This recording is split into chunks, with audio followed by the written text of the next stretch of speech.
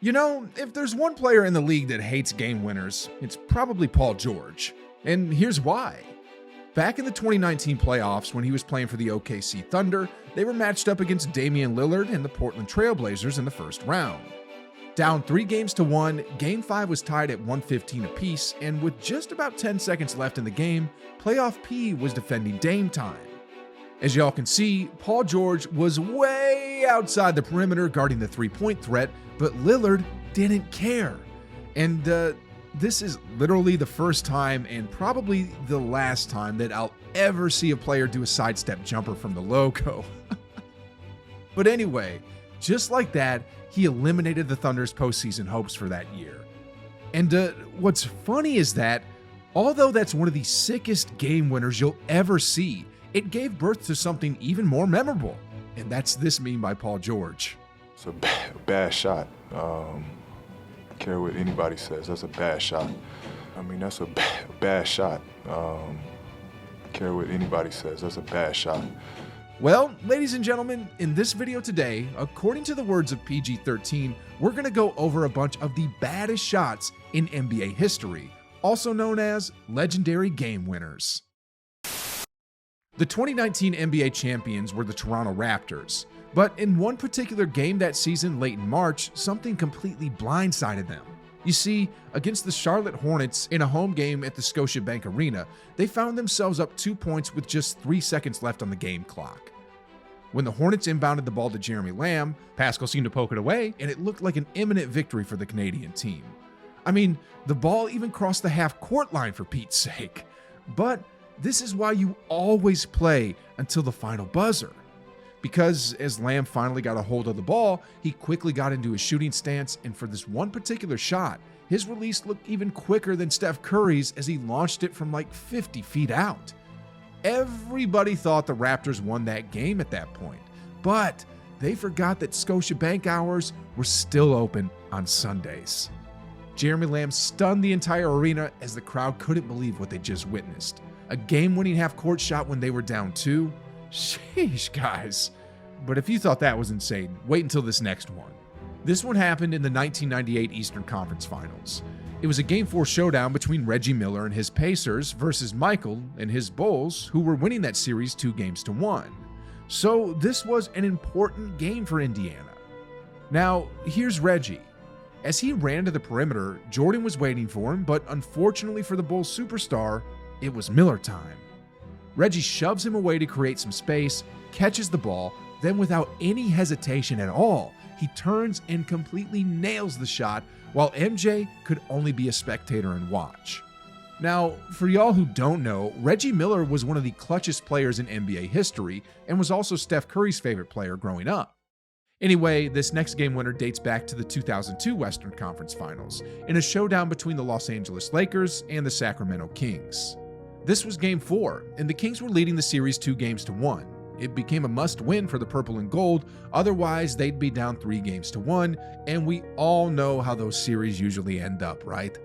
Anyway, with both Kobe and Shaq both young and in their primes, you'd think it'd be one of them that's the hero in this play. But that's not the case, and here's how it happened. The Lakers were down 2 points with just mere seconds left in the fourth quarter. As Kobe first drove, he tried to lay it in, but it bounced off the rim. Shaq then tried to put it back, but that didn't go in either. Eventually, the ball gets tapped back to the perimeter where it found its way into the hands of Robert Horry, who nailed a straight-on 3 from up top.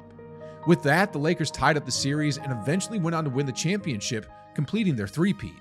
You know, the Lakers have arguably the richest history in the entire NBA, with players like Wilt Chamberlain, Kareem Abdul-Jabbar, Magic Johnson, Kobe Bryant, Shaquille O'Neal, and now LeBron James, all donning the purple and gold uniform, but yet, this shot by Robert Horry is arguably the biggest and clutchest shot in franchise history. I mean, it's gotta be either that one or this one. You see, in the 2004 postseason, the Lakers were matched up with the San Antonio Spurs in the Western Conference semis. Now, here's what went down. It was Game 5 and the series was tied at 2 apiece. With 3 seconds left on the clock, the ball was inbounded to Tim Duncan, who was being hounded by Shaquille O'Neal. As you can see, Shaq actually played great defense, but Tim Duncan ended up hitting a tough top of the key fadeaway while drifting left. That put the Spurs up 1 with just 0.4 seconds left on the clock. At that point, the Spurs were already celebrating the win, but this is why you never, ever celebrate early. It was the Lakers' turn to inbound the ball. Kobe was being double-teamed here, so it was impossible to get him the ball. Instead, the ball found its way into Derek Fisher's hands, who threw up a prayer, but it was answered. The Lakers won that game, ended up winning the series, won the series after that, but fell short to the Detroit Pistons in the NBA Finals. Now, I don't mean to change the subject, but does anyone know what time it is right now? I don't have my watch with me. Oh, wait, never mind, here it is. And would you look at that? It's Dame time again, guys. So, back in 2014, Dame time came face-to-face with James Harden, Dwight Howard, and the Houston Rockets. Going into Game 6, the Trailblazers had the lead 3-2, but the one thing they didn't want was to go back to Houston for a Game 7.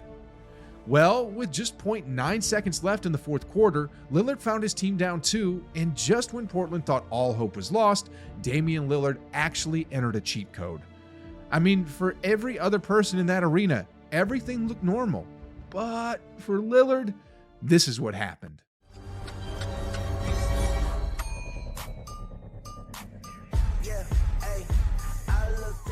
Man, what a game winner. And the same could be said for this one. Now, I don't even need to do any research or provide any data, but trust me when I say this next shot is one of the clutchest Game 7 shots you'll ever see. It was Game 7 of the Eastern Conference semifinals, a showdown between Philly and Toronto, Embiid and Kawhi Leonard. With the game all tied up at 90 apiece with 4 seconds left on the game clock, the ball found its way into the hands of Kawhi Leonard, who ran baseline and shot a tough jumper over the outstretched arms of a 7-footer. The entire arena froze for what felt like an eternity as the ball just bounced, and bounced. Then, when it finally went in, the crowd erupted. The Raptors ended up winning the championship that year, but about this shot, it was years later that JJ Redick pointed out that this shot shouldn't have counted because, well, Kawhi traveled. I mean, on the initial inbound to Kawhi, as you can see here, he took 4 steps before ever dribbling. That was a clear travel violation, but hey, if the refs don't call it, it's clean, right? Anyway, from one legendary game winner that could have been waved off, let's now move on to another. I'm talking about the last shot Michael Jordan ever took as a member of the Chicago Bulls. Now, this happened in Game 6 of the 1998 NBA Finals, where the Bulls were facing the Utah Jazz for the second year in a row. With the game clock set to expire within 10 seconds, Jordan had the ball. He drove right, put his defender on skates, and then from the top of the key, he sank a mid-range jumper which completed his second three-peat. Now, some people say MJ got away with a push-off, that it should have been called an offensive foul, and to be honest, maybe not. But hey, it wasn't called, and as of today, that has to be the second most clutch final shot ever. If you're wondering what number 1 is, well, it has to be the one from 2016. You see, that season, the Warriors had the best regular season record in NBA history. They also just came back from a 3-1 deficit against Durant, Westbrook, and the OKC Thunder. They also had a 3-1 lead against LeBron and the Cavaliers, but yet this one shot ended everything.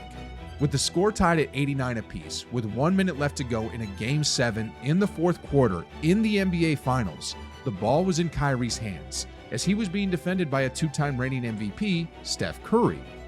He danced a bit with the chef, then pulled out a step-back 3 which found the bottom of the basket, and just like that, the Cavs were up 3. LeBron ended up making another free throw that game, but that shot by Kyrie was the game winner. To make a shot like that, in a Game 7, with the clock winding down, against a 2-time MVP, after being down 3-1, against the best regular season team in NBA history? Man, that is some legendary stuff, guys. And that's probably the highest point of Kyrie's career, because after that, things started going south for him, unfortunately. Anyway, here's another game-winning shot. And although this one didn't happen in the postseason, it still found its way into the history books. You see, in a showdown back in 2016 between Steph Curry's Warriors and the Thunder's duo of Durant and Westbrook, this was probably the most iconic shot that played a huge part in giving birth to the first ever unanimous MVP. I mean, the Warriors were trailing the entire game, and heck, even during certain points of the fourth quarter, they were down double digits. But yet, the Warriors kept fighting back and finally tied the game up at 118 apiece. But the problem was, there wasn't much time left on the game clock. So, Andre Iguodala secured the defensive rebound on one end, then passed the ball to Curry in semi-transition. Steph, once he passed the half-court line, he already knew what he was going to do. In an away game at OKC, in enemy territory, with the fate of the universe on the line, the Martians have the death beam pointed at Earth. You better hit it. Well, sorry, Max. It wasn't Iguodala who took the shot. It was Curry. And all I could hear after that was Mike Green's legendary commentating. Bang! Bang! Oh, what a shot from Curry! Sheesh, guys. I wish I could have a guy like that commentating my shots when I play at my local rec center. But anyway, here's another shot that, although wasn't a game winner, is arguably one of the clutchest shots in NBA history and definitely deserves a place in this video. You see, the 2013 NBA Finals was a showdown between the Miami Heat and the San Antonio Spurs. In Game 6 of that series, the Heat found themselves down 3 points with just seconds left to go on the game clock. LeBron first tried to even get the game himself with a 3, but had no luck. Then Chris Bosh came in for what's arguably the clutchest rebound in NBA history and snatched the ball away from 3 black jerseys. When that happened, Ray Allen started backpedaling immediately, and without even checking to see if he had a foot on the line, he already raised up, and as the best three-point shooter in NBA history at the time, he hit a shot that will be remembered forever. As a result of that shot, LeBron James was able to win back-to-back rings as the Miami Heat eventually went on to win the championship on the very next game.